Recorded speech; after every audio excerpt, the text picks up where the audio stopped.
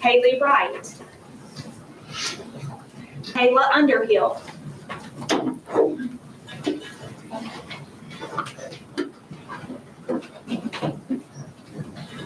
Courtney McKinney.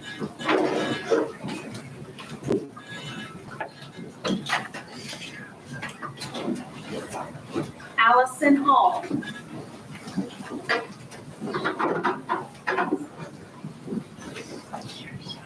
Katie Barnes.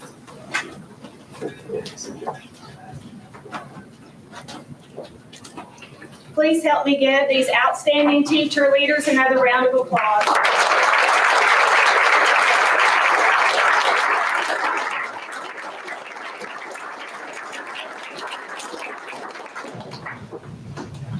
Thank you all.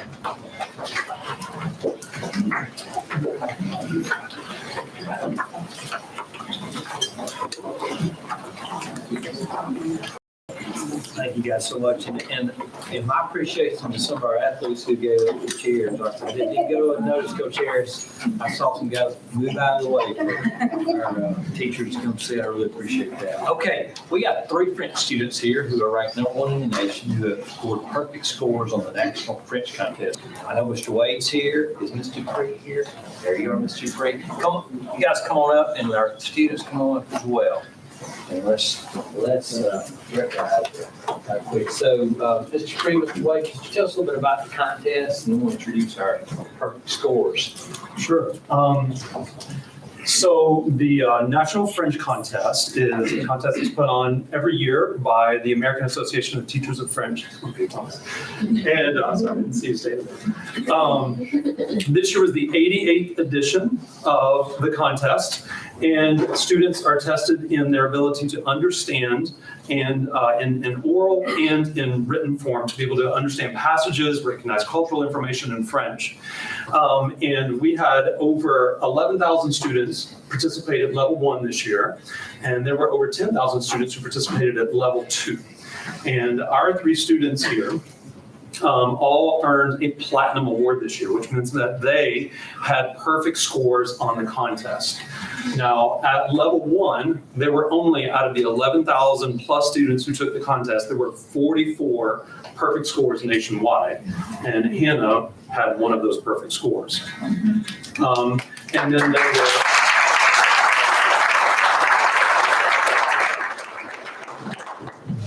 at level 2, I think there were only 33 perfect scores 33 nationwide. perfect scores in the nation. And this is actually the first time that that Vestavia has done this in the last 5 years. I have only been at Vestavia for 2.5 years, so this is my initial foray into administering the concours. And I just really am very, very proud of these students. They all worked so very hard.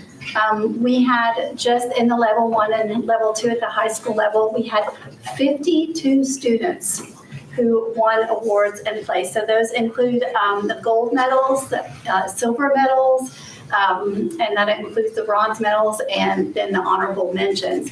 And that's based on a percentile ranking. So what that means, if those students won a gold medal, that they ranked higher than 95% of all students taking that exam. The silver medals, 85% or higher, and then the bronze medals, 75% or higher. And in the state, of the top 10 in the state, Vestavia kids had 7 out of the 15. So it was quite amazing. As I got these results back, my heart just swelled with pride that, it's Vestavia, Vestavia, Vestavia, and others, Vestavia. It was incredible to see how well the students performed, and that is really a testament to their everyday engagement in the classroom and their willingness to participate and their willingness to go the extra mile. And so these awards are so much more than just a ranking on a test. They're a testament to the students' perseverance and their dedication and also to, the many hours that they have spent to better themselves. So you met Hamlin Noor, we have Nina Blue with us as well, and Thomas Gagg. So, and we are, tell me which schools you're in? Freshman campus. Freshman campus, high school, visits? Congratulations, very well done.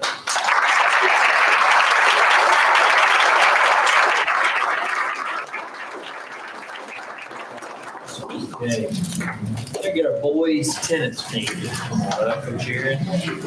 While they're coming up, board members, I want to let you know something about the three sports that are represented today that are all-state champions. We have 22 of our athletes across all of our athletic sports that are scholarships to play college. We have many others that are scholarships and academics. You'll hear more about this in the G board meeting. But I think that's impressive in its own right. And we have, of our 20 national merit finalists, 6 of them are represented in athletics, and one of them is in this group tonight. So I think that's an impressive thing as well, to do all the things they do and stay on top of their academics. So first we got boys tennis. Coach Aaron is back again. Tell us about this team and let's introduce our team. Yes, Dr. Raymond, board, thank you all for having us. The boys defended their state championship from last year and competed the last weekend of April in the state tournament in Mobile, scoring 53 points, which there are 6 single courts, 3 doubles courts in tennis. We took 5 of the 6 singles courts and 1 doubles court, finished with 53 points. We have 2 seniors on the team of the 16-member team, so we're returning a lot next year. So we're excited about that. But like Dr. Freeman said, these young men not only excel on the courts, but they excel in the classroom. And working with them at the school and on the courts has been a privilege. We have, well, I'll let you, Parker, I'll let you start, introduce yourself and say your year in school. I'm Parker Liu, and I'm a sophomore. I'm Ben Kishmarian. I'm a sophomore as well. I'm Collier Clemens. I'm a junior. I'm GW Wright, I'm a freshman. I'm Andrew Pipkin, I'm a freshman. I'm Forrest Zane. I'm a junior. John Michael Yanowski, junior. I'm Jake Anthony, I'm a senior. Marab Singh, and I'm a junior. I'm Luke Bedwell, and I'm a sophomore. Cade Nelson, senior. Chandler Peoples, junior. Rohan Murray, sophomore. Daniel Cather, sophomore. Awesome. Well, state champions back to back.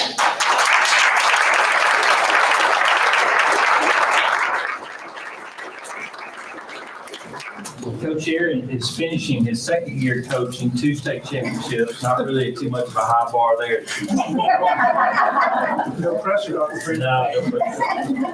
It's a good thing that a lot of these guys will be returning next year. Coach Meadows is back for the 3rd time. Yeah, that's good. Over to her. There you go. Let's bring up our boys golf. Thank you guys. Appreciate it.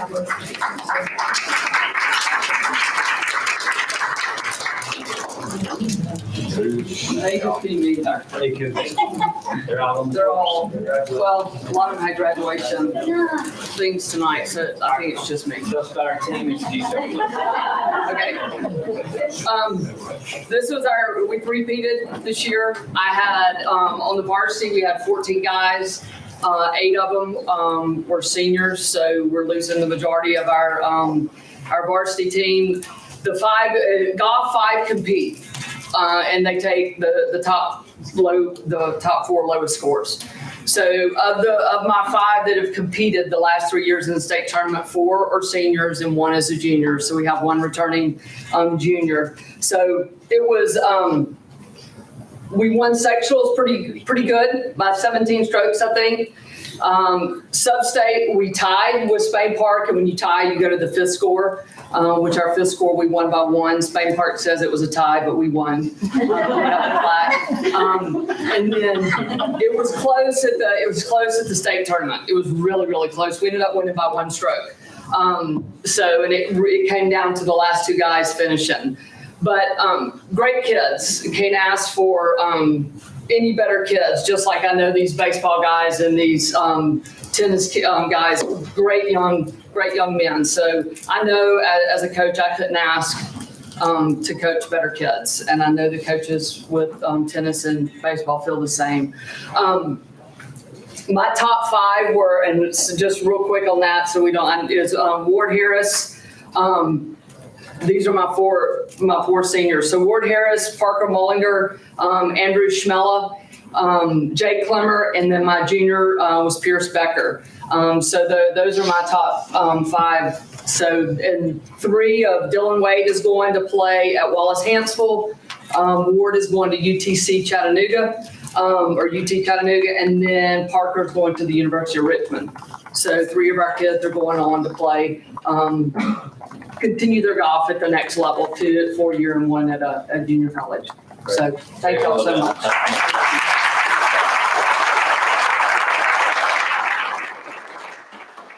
You guys come on up. Our baseball team is here in full force. They have slept it off. Get back in the number. Coach Harris, come on up with your staff as well.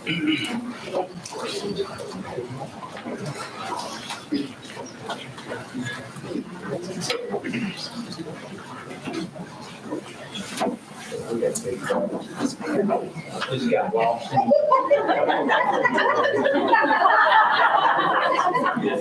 going to get out of the way, board members, but I have to say this before I turn it over to Coach Harris. Baseball is a love of mine. I coached it for 10 years, not very good at it, but I sure learned a lot about it. So I enjoyed watching the championship game, and I enjoyed watching how athletic and really superior we were as a team and really as a coaching staff. But I most appreciated the incredible character in class that was shown on the field.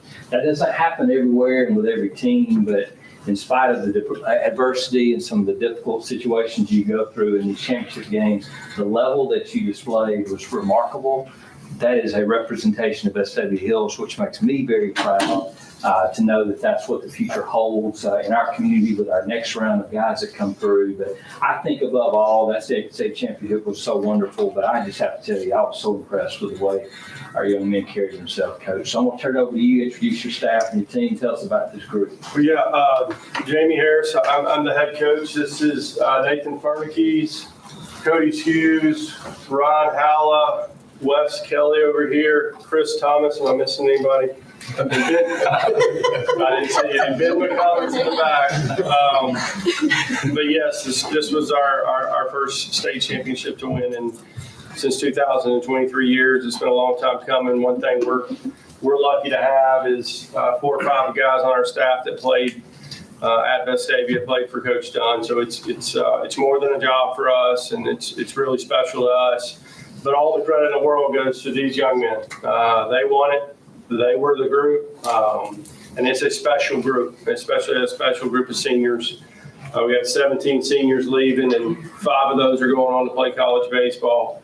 But again, it was a special season, a special night. I think our final record was 34-11. Never lost 2 games in a row all year, and went through a pretty tough stretch of teams for about 7 or 8 straight weeks. Definitely baptized by fire, but wouldn't change it for anything. We're like you said, we're almost recovered on sleep. I think we got back at, I know I laid my head down at about 4:15 on Friday morning. So don't check my clock in time on Friday. Other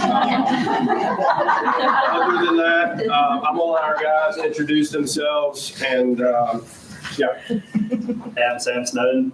I'm Jackson Harris. Houston Hipp. William Pearson. Will Cox. Hudson Walburn. Carson Mann. James Lucas. Caden Taylor. Christopher Johnston. Ryan Vermillion. Josh Brooks. Grant Downey. Candy Cherry. William Thompson. Matthew Ledbetter. Luke Swansea. Barrett Harper. John Paul Head. Jim Ramey. Mason Perigo. Cole Tenner. Miles Boogie. Chris Littleton. Will Borland. Aiden Black. That's not all of it, believe it or not.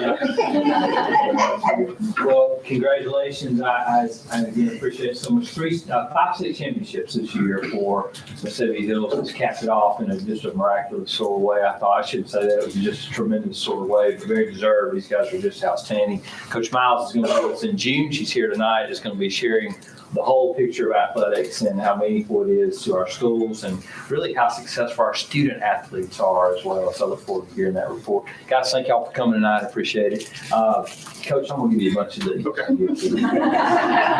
right, thank y'all.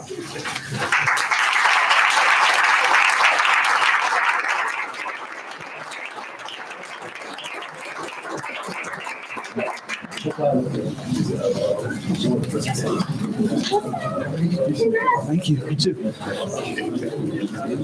are you doing? Sir. Yes, sir.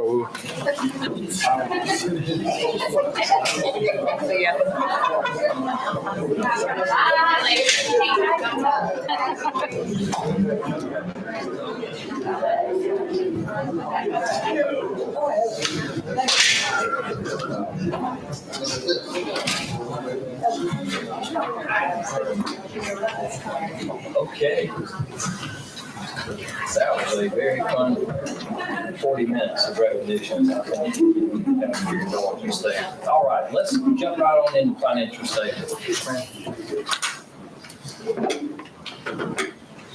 Good afternoon, board members. I provided the April 2023 financial statements and check register for your review. As of April 30th, 2023, we have collected 97.7% of our budgeted ad valorem tax revenues compared to the 93.4% that we had received this time last year. Our total expenditures and transfers out in the general fund as of April 30th were 63.1% of the budget compared to 62.7% last year. All things being equal, we should be at 58.3% of our budget in the 7th month of fiscal year. We're a little above that mark due to some payments for some large one-time expenditures. Our monthly financial statements and check registers are available for viewing on our website after they are approved, and all bank accounts have been reconciled as of April 30th, 2023. Thank you, Courtney. Board members, I recommend approval of financial statement for April 2023. You've heard the superintendent's recommendation for the approval of the financial statement for April of 2023. Do I have a motion to approve? So moved. Do I have a second? Second. Discussion? All those in favor? Aye. Item 6, I recommend the board approve consent items related to athletic and academic field trips and disposal of property. You've heard the superintendent's recommendation for consent items to include athletic and academic field trips and disposal of property. Do I have a motion to approve? So moved. Do I have a second? Second. All those in favor? Aye. Sorry, I should ask for discussion. Any discussion? Okay. All right, most of the business tonight is mine. So we need to select the board president for the 2023-24 school year. I will entertain a motion to nominate the new president. Do I have a motion? I move that we nominate Jacqueline Hudson. All right. Service president. Excellent. We have a nomination for Jacqueline Hudson to serve as the president for the 23-24 school year. Do I have a second? Second. All those in favor? You got it, girl. All right. We now have to select a vice president for the 2023-24 school year. I will entertain a motion to nominate a new vice president. So moved. Who do you nominate? I nominate the legendary Scott Brown. Oh, the legendary Scott Brown. All right, I have a motion for the legendary Scott Brown to serve as the vice president for the 23-24 school year. Do I have a second? Second. All those in favor? Aye. Excellent. All right. I now will entertain a motion for the Board of Education members to forego any board compensation for the 23-24 school year. Do I have a motion? So moved. Do I have a second? Second. All those in favor? Board members, I recommend approval of the school calendar for the 24-25 school year. You have heard the superintendent's recommendation for the board to approve the school calendar for the 24-25 school year. Do I have a motion to approve? So moved. Do I have a second? Second. Discussion? Board members, this just gives us 2 calendars to work with, which is where we want to try to stay moving forward. It's taking us a little time to get to this one, but this represents a 2-year outlook. All those in favor?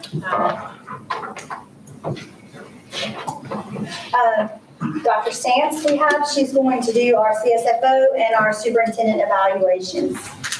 Yes, and I just want to thank the board for allowing us to do the service for you all. And I also want to congratulate Dr. Freeman for such a wonderful athletic year. 5 state championships. I had everything to do. I know you did. As a previous superintendent, I would be very, very proud and just beaming for that. So we will start with the CSFO evaluation, and that is on slide. Let's see if I have the clicker. I have the control here, so. We'll back up for the superintendent. We'll start with the CSFO. For Ms. Brown, and this evaluation covers different groups of people that had a role in it. And the first group this is our rating scale. It begins with 1 through 5, and that is unsatisfactory to demonstrates excellence.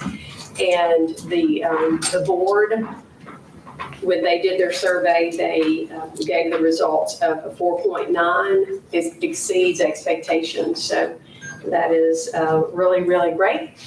And then we also have the superintendent's results, which the overall rating is 4.8. Again, exceeds expectations. And then we had the peer results. That was a group of peers that deal with finances, and the overall rating is 3.5, meets expectations. And so you can see the 3 groups. We don't average them, but we do have those listed up there for you. So then we're going to go back to, sorry. Let's see if I can. I got it. Okay, there you go. And we're going to start with Dr. Freeman's evaluation. Again, the same rating scale, and the board member results. All 5 board members did participate in the survey, and the overall average is a 5.0, which demonstrates excellence.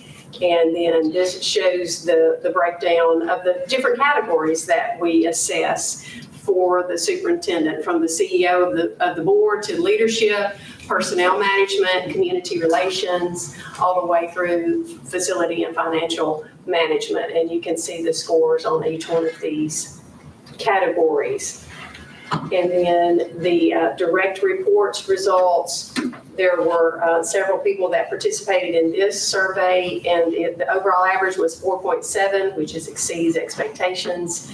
And then the stakeholder results, the overall average was 4.6. So you have a lot to be proud of with these 2 individuals that work for your board. And so I congratulate you on this excellent evaluation for Ms. Brown and for Dr. Freeman. So you can see there his total overall averages. And so I am happy to be here, and thank you all for the job you do. And we are here to serve you as a board at AASB. And thank you so much. Thank you, Dr. Stantz.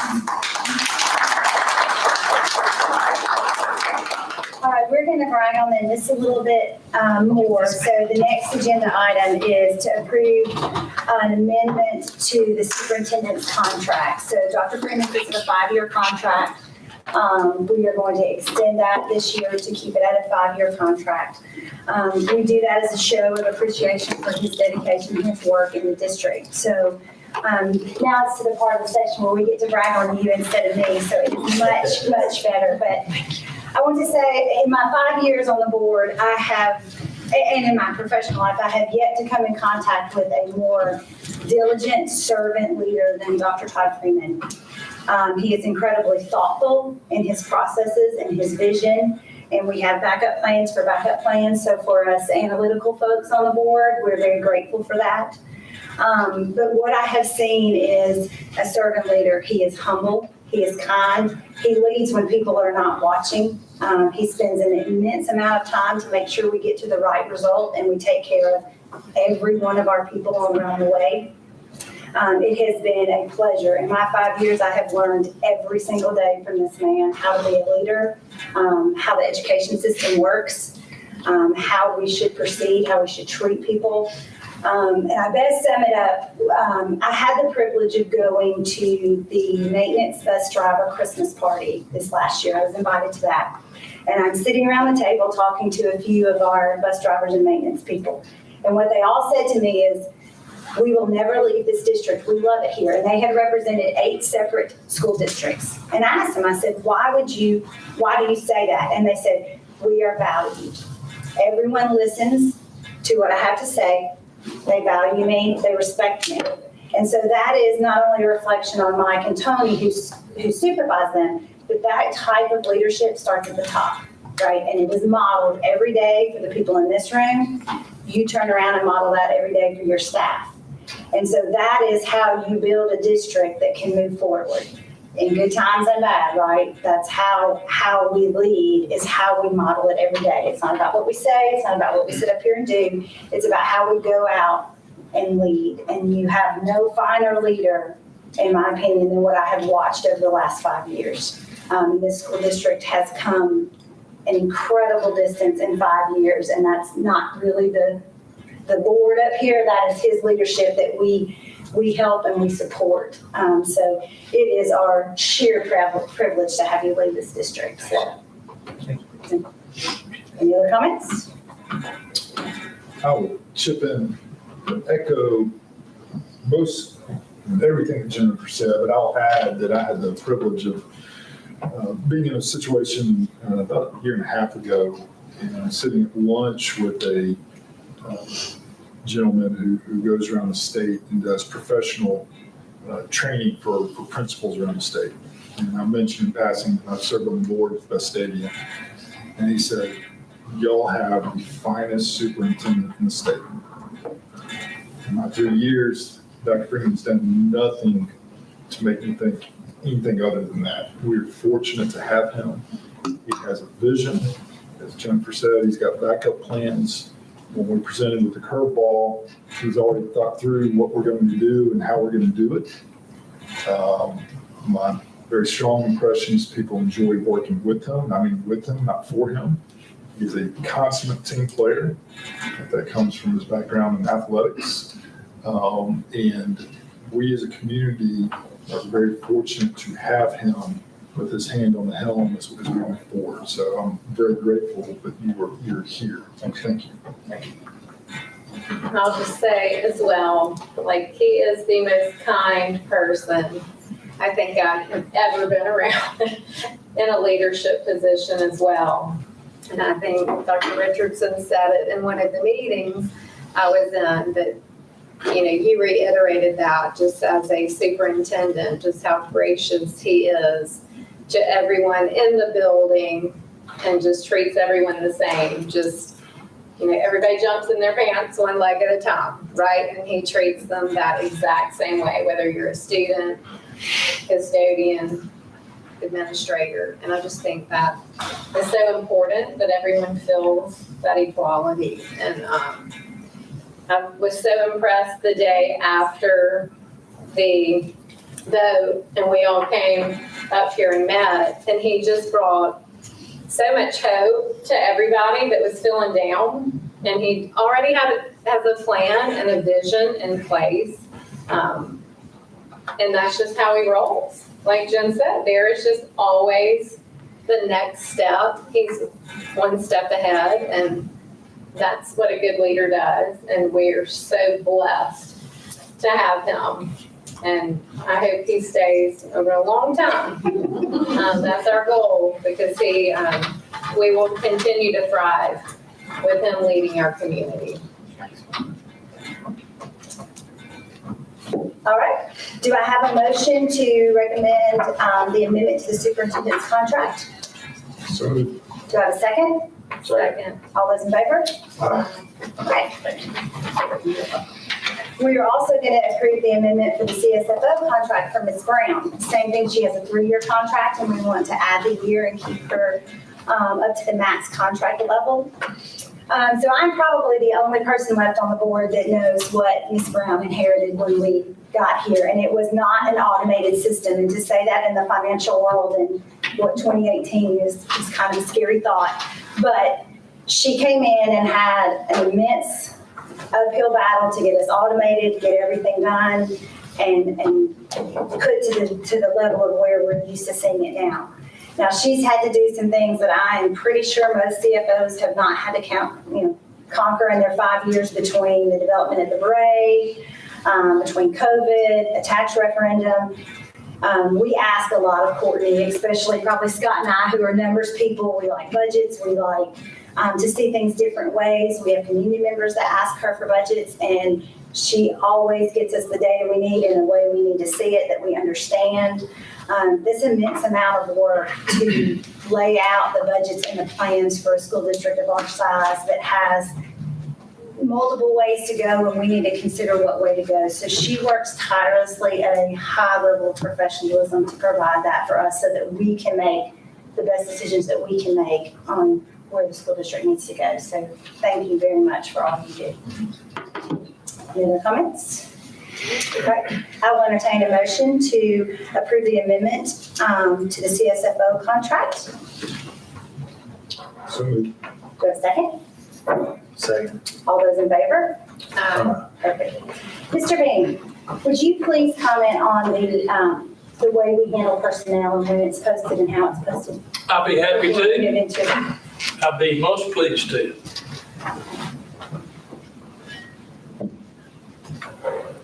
Folks, Vestavia Hills Board of Education is a governmental body under state law. Other examples of governmental bodies are the state of Alabama, all counties, all municipalities, all city school boards, all county school boards, and all governmental entities are subject to two laws that I'm going to discuss tonight. First, the Open Meetings Act. Secondly, the Open Records Act.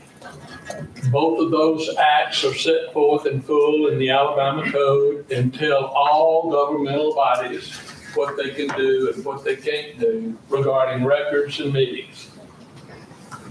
One other law that city and county school boards are subject to is a statute that tells us how do we hire employees. I want to read part of it to you. I don't get much out of people reading to me, but I want to read this to you. The statute is Title 16-12-16 Code of Alabama 1975. And it tells us in one sentence how we hire employees.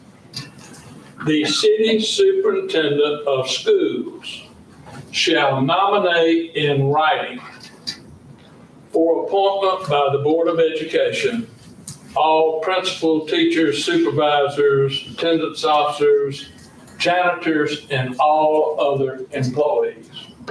So the first step under Alabama law is for the superintendent to nominate, I like to use the word recommend, but to nominate for employment for the board to consider.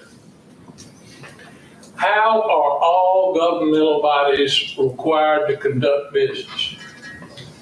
Specifically, hiring employees, which is the issue before us on the agenda. All board business, including the hiring of employees, must be done at an open public meeting after giving the required notice. You must deliberate, you must vote orally under the Alabama Open Meetings Act, which I think was brought forward in 2010. So we have to do everything in an open meeting. The hiring process is he submits a writing to you nominating the employees that he recommends for employment. You consider the writing and you vote it up or you vote it down. The Alabama Open Meetings Act requires all governmental bodies to make minutes of every meeting. I want to read what the statute in the Open Meetings Act says about minutes. A governmental body shall maintain accurate records of its meetings, excluding executive sessions, setting forth the date, time, place, members present or absent, and the action taken at each meeting. We have already approved tonight. The second item on the agenda was to approve the minutes of the meeting that we held on April 24, 2023. So we are required to keep minutes of the meeting. The Supreme Court of Alabama, over a period of about 40 years, has decided several cases that say the minutes of a governmental body are the best evidence of what took place at that meeting. The statute that I read to you, I want to read the second sentence to you. Except as otherwise provided by law, the records of each meeting shall become a public record and be made available to the public as soon as practical after approval. I've been here for 45 years and we've used this process for 45 years and it's never been challenged, and I don't know if it's challenged tonight. But at any rate, the Open Meeting Act says that minutes of tonight's meeting will become a public record after you approve it at your next meeting, and anybody that wants to get a copy of it can get a copy of it. The Open Records Act says two things. One, any citizen can inspect public records.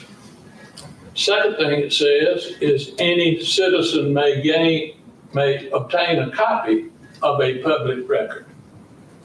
What the Open Records Act doesn't say, however, it doesn't define what a public record is.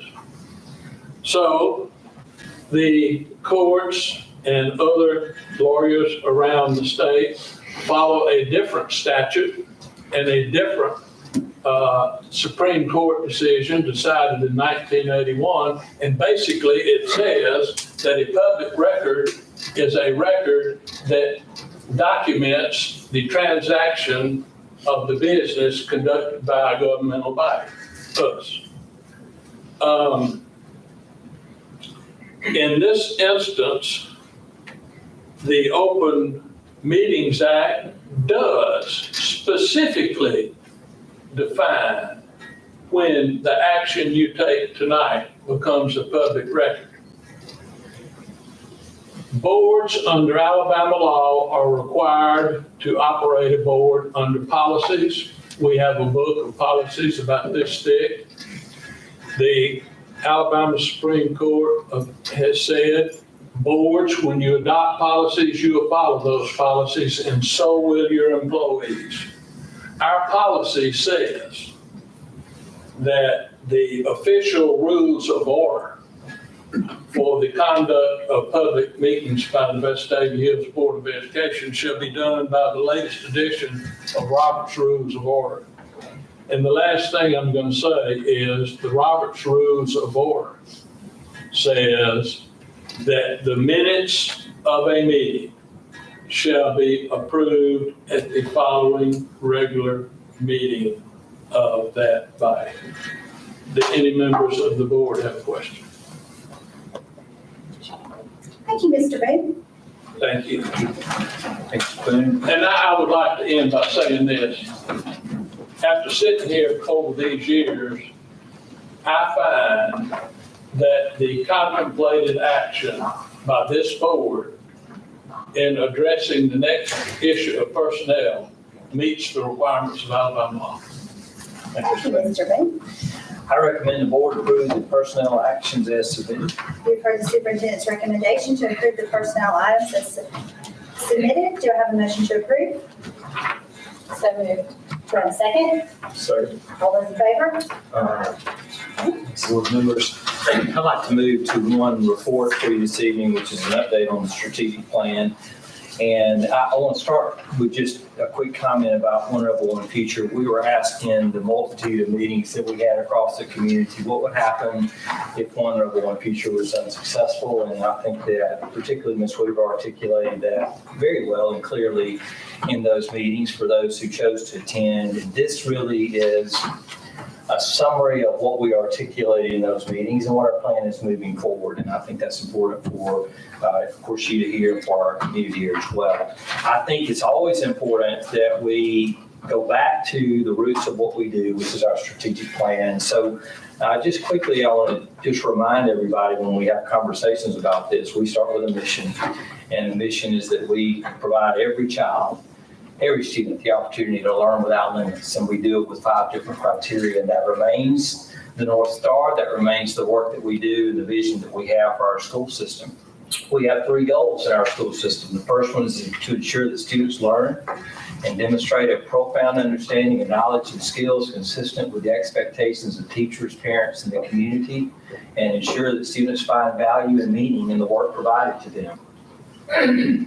Our second goal is how we embrace our leadership role in developing common understandings and shared community support for confronting the problems and challenges that impact the system, youth, and families. So goal 1 is about academics. Goal 2 is about how we support our children. The third goal is how we support our system and our people. It's to strengthen leadership, management, and staffing systems committed to advancing the mission, beliefs, and goals of the strategic plan. That quite simply is the way that we view all the decisions that we make through the lens of mission and our goals. And it's the same way we do in this process moving forward. Inside our strategic plan, we identify what would be considered benchmarks of what we see as success within those goals. We call them pictures of success. As it relates to goal 3, I picked 2 for you tonight that are germane to this conversation. The first is the system's budget and staffing plans are prioritized to provide the resources necessary to meet system goals. The second picture of success is that the system has long-term operational plans that prepare for, among other things, student growth, facility needs, and financial security. So if we're doing the work in goal 3, then these things we ought to be able to see. And so I want to provide for you what that picture looks like as we move forward. From a financial planning mechanism, the reality is we said that we were in a position where we did not have the financial capabilities to move our system to a different height. We've said that all along this conversation. And knowing the response that we have now that our community has voted against a tax increase, we have to look at what to do to address that. You might recall in April when our auditor visited us and gave an audit report in which he indicated that the 1 month plus reserve we have is simply not something we need to live with. We need to address that. That is a priority. So in the long term, we want to build a responsible general fund cash reserve. Responsible is what the board believes is going to need to be as you move forward. Currently, we sit at right above a 1 month reserve. So we know we have work to do there. The second thing is that we then create capacity in the budget for additional debt to complete priority facility projects that we outlined in One Rebel, One Future. And for the record, that is safety, roofing, heating, air conditioning. Those are our priority projects that were identified. So we must build a reserve first, then we've got to build capacity within the general fund to do that. And one of the things we noted in all of our presentations and conversations about One Rebel, One Future is that the large percentage, 82% of our general fund budget is spent on people, salaries and benefits. That is a great investment. But the reality is when we have to make decisions about either or, we have to begin to reduce the number of people that we have in order to meet the long-term goals that this system must address. So in the short term, we will be evaluating current staffing and operational costs for reductions beginning with the 23-24 school year. I'd like to outline some of those specifics with you. The first is, let me say this, the first 2 bullet points are related to vacant positions. This time of year, it is very common practice. It happens in any school system, and certainly in ours as well, that you have retirements, you have resignations, you have non-renewals, many different reasons why people will leave the system. And so what we did is we looked at those positions to see what would be vacant positions and what we would not refill. So I want to make very clear that this board did not do a reduction in force. That is a policy requirement that you have to enact to actually reduce the force of positions. We did not do that. What we did is we took the vacant positions as we knew them to be and determined there would be some of those we would not fill back. So we did not non-review any employee based on this situation. I think that's important to point out. But because we have vacant positions, these are some we will not fill back. The first one is the Assistant Superintendent of Operations and Services. The next is we'll not fill at least 11 vacant teaching positions. As we stated in our community meetings, we will not continue the STEM pilot program at Vestavia Hills Liberty Park. I do think it's important to clarify for a fact that that does not mean the teacher at Liberty Park would not be employed. That teacher is a tremendous teacher, has been for many years. That teacher will remain employed with us in a different position. And then finally, we will evaluate the district operational expenditures that we currently have to see if there are ways we can reduce some expenditures to begin the process of our long-term goals. I think it's important to also point out that there are some planned facility projects taking place this summer. And those projects are occurring because, excuse my mess up, it's actually 2020, when the state of Alabama passed some facility construction bonds for schools. And so that money was to be specifically spent on improving facilities in schools. And so we have some bond funds from that, and we allocated a large percentage of those to things that were high priority projects, and that is in this case, roofing and mechanical systems. So $5.2 million will be spent beginning this summer, what's left of those state bonds in the order that I have listed up here. Dolly Ridge Kitchen Cafeteria Office, which is a failing roof, and we saw evidence of that last week. We saw it all year, in fact. East, we have 10 mechanical units that will be replaced, plus a partial roof replacement that is also in failing condition. At the high school, we will replace the boiler and chiller on that campus, and the projected savings for these projects is $315,000 annually. That is a good investment for us to make. It is one that's already been approved by this board. I just wanted to make sure to clarify that if the public saw a crane at the high school, that doesn't mean we just kept on doing the projects we said we were going to do. These are already approved. The reality is that $5.2 million will complete about $40 million of project needs that we have. So we'll leave on the table $35 million of unmet priority needs that we defined during One Rebel, One Future, and we cannot pursue And the bond fund was a one-time issue, right? It's one time, yes, ma'am. Now, I want to end with these comments that, as I said, our strategic plan is our guiding plan, and we are a great school system. We will continue to be a great school system. We have a vision for the future. We have to set a different trajectory of that vision, and this board will be going about that work over the next few months. But we're going to continue with the staff that we have to provide profound learning experiences for our students. Besides us discontinuing the pilot STEM program at Liberty Park, we will offer the profound learning experiences we've been offering. We'll continue to provide resources and support for our students and our staff for a safe and nurturing environment. Those are priorities. We'll continue to recruit and retain the best teachers and staff that we can get. I will tell you that we realize that one of the things we need to address has to relate to salary schedules.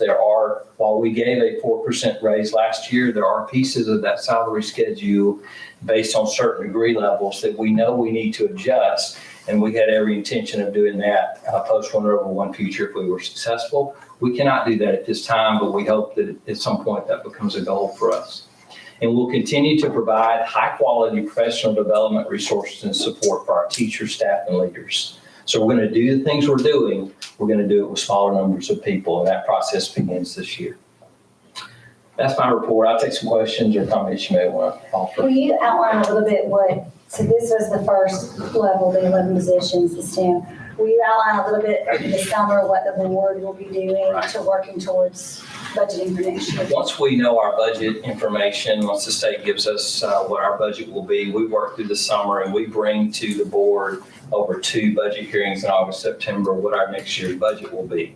As part of that, once we see what that budget is and know where we stand next year, the board then has to really clarify goals, like what reserve do we need to build up and then how long of a period of time will that take? Then what capacity can we create to then go issue more debt to do the high priority projects? So this is not a short-term decision. What I announced tonight was the beginnings, as I said, of the reductions we would have to look at each year in order to meet those goals. We simply do not have a choice. But we're going to, we're going to work hard to stay with the commitments we had. We just have to continue to do it with fewer people. Dr. Freeman, I know in several communications that I've had and that others have had, we've come to describe our current situation as moving from a both and mentality to an either or mentality, where we've been very fortunate as we continue to have great support from our community.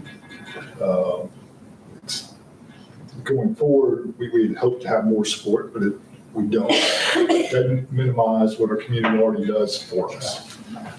But without that additional support, we're no longer able to do both and. And over the last few days, we've gotten emails about the pilot STEM program at Liberty Park Elementary. And so as an example of the type of decision you'll have to make going forward, we don't have the revenue for that for next year. If we understand from the community that that sort of STEM program for the elementary schools is something they want us to pursue, we will have to find a way to do that. For example, we will have to look into whether we reduce, or I should say increase, the student-teacher ratios at schools in order to allow for the STEM program to go forward. That's an either or. We cannot maintain our current level of student-teacher ratios and also provide this extra program. Is that the type of analysis that you're suggesting the board's going to have to do over the coming months? Absolutely. It's limited to the finances we have, the finances that we have, and we'll be charged with prioritizing those. I do think that as the board sets out its financial goals in the long term, then that's when we engage with principals and our district teams to start prioritizing what you described. These are the desires of the board. These are the things that we want to do. Then we have to determine what priorities positions have for us in the future. And that's a daunting task because we're trying to stay true to the commitments of our strategic plan. STEM is still important, but we now have to find different creative, inventive ways to integrate it in the things that we have now. It's still important to us. We just can't do it in the model that we had planned to do it. So. Yes, likewise, I would apply to some of the other things we have on the table, world languages and so forth. I guess I'll close with this. None of us, I think I speak for everyone up here, wanted to be doing this tonight, right? We wanted to be approving new contracts and new hires. That's what we had hoped, right? When Rebel One Future was our vision of how do you have it all, right? How do you get to do and advance your schools in world-class facilities with world-class programs, world-class teachers, right? I think it was Mr. Mann who put it pretty eloquently when he wrote me back Wednesday morning, which was, we were a good school district on May 8th, and we're still a good school district on May 9th. I think he said fantastic school district. And we are, and we will continue to pursue those goals. But effective learning cannot occur when we have leaking roofs and HVACs that don't work, right? So the priority now has become maintenance. And people always ask, well, how did you get here? We got here because we chose academics and expanding our footprint for our growing population over maintenance, right? And those are the decisions that were made for many years of, when people always ask me, why do you not spend money on this? Or why do you always say, what do you want me to cut so that I can spend money on that? And I've rarely had a person tell me what they would cut. They want it all. And that's the blessing and the curse of Vestavia too, is we want it all. And we moved here because for the most part, we have it all. But now, as Scott puts it, we are in an either or situation. But the either is maintenance, because we can't offer any academic programming until we get those things taken care of. And some of our buildings are older than others, and they require more TLC than others. So we will continue to do that. STEM, there is no person in the room that believes more in STEM than I do. I'm a chemical engineer. My kids are all science-based. My husband is science-based. That is a priority too. But I have to do the maintenance first. So we will make the room and the budgets that we need to handle the maintenance, and then we will tackle that.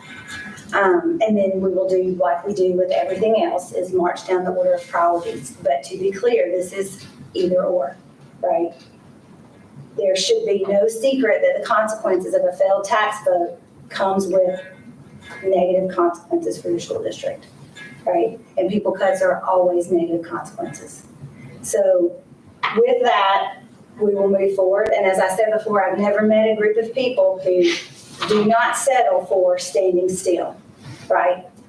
So they will continue to move us forward in a way that we can try to get out of either or and back to and both. But we have limited financial resources to do that. And without any additional revenue streams, this is what the priority will be. So One River, One Future is still our vision, because all the people in this room believe that that is what is needed for our school to be successful and our students to be successful. It will just be a longer, windier, more complicated road to get there, and it won't be executed in the timetable that we had hoped.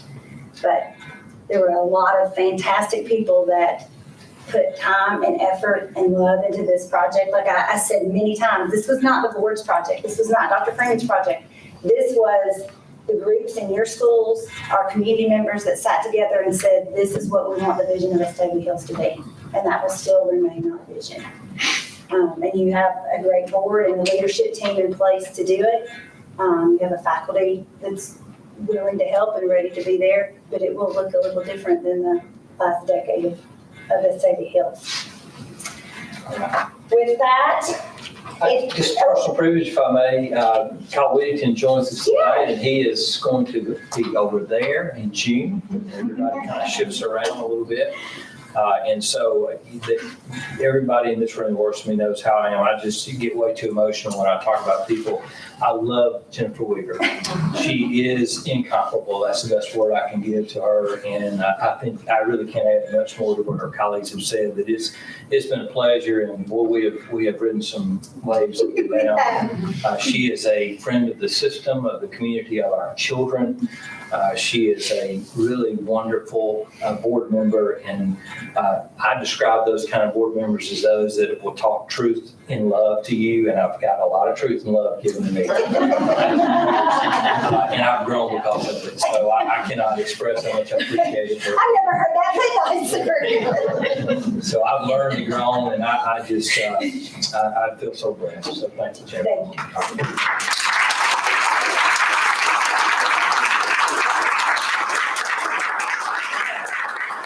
you. Yes, Jay. One thing, I think to summarize with Dr. Freeman, it's total respect, and so many people seek that, and people of influence, and I just can't think of someone that has earned it and displayed it more than Jennifer, and I appreciate that. Okay, Jay. All right, so at the discretion of the board president, there's always public comment. So if anyone would like to speak, you are more than welcome to speak tonight, whether you are on the agenda or not. We will entertain that. Do I have any public comment? Okay. With that, do I have a motion to close? So moved. Do a second? Second. All those in favor? We're out of here.